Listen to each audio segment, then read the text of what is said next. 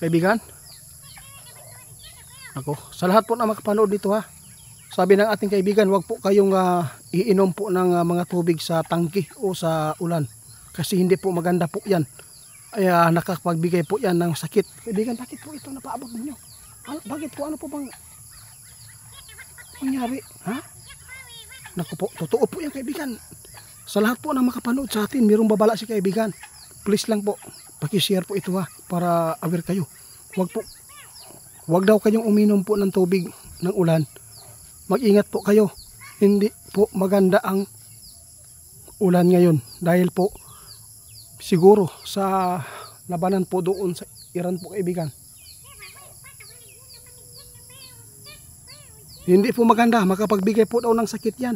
Yung, so, naku po, delikado po ito sa mga bata kung ito ay ipaligo.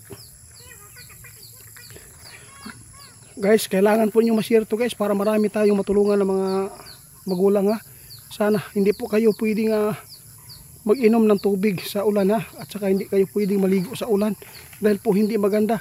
Dahil doon po magsisimula po yung pangangati po ninyo. At saka yung mga virus po na hindi maganda po sa katawan ha. Mag-ingat po kayo kaibigan.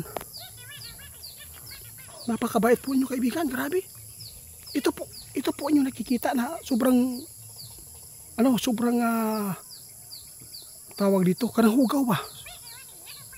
Sobrang rumit talaga yung tubig na ulan ngayon.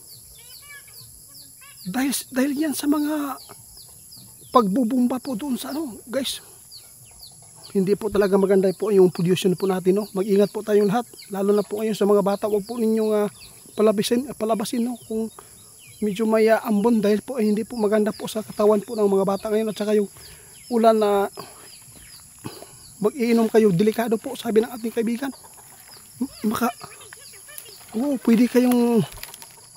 Pwede magsakit yung tiyan nyo.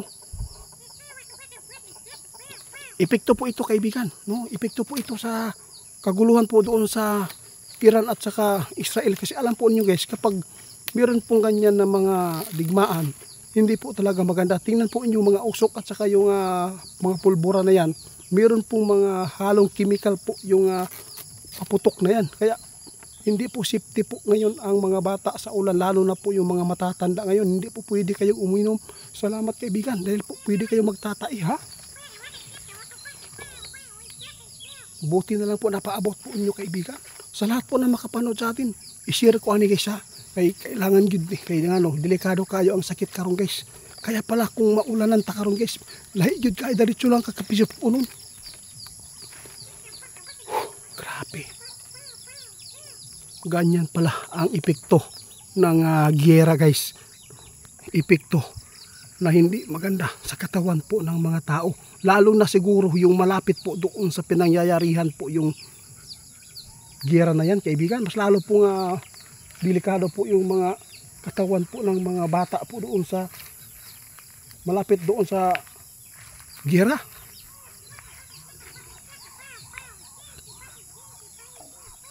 Grabe guys, alam pa ni kaibigan. Pasalamat po tayo kay kaibigan ngayon. Kung sino man po ang makapanood sa atin, siguradong ligtas kayo sa ulan.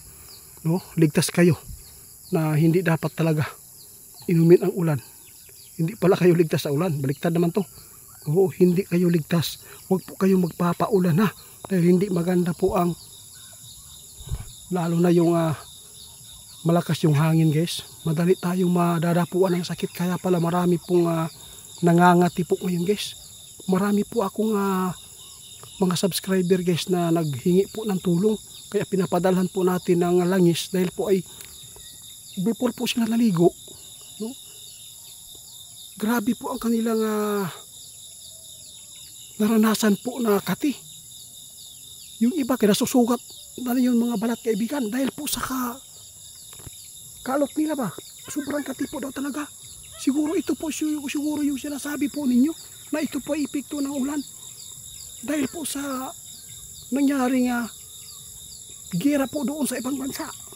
Kaya pumarito po yung yung hangin na dala na po ng ulan. Ito ang nagaganap po dito sa Mindanao. Grabe.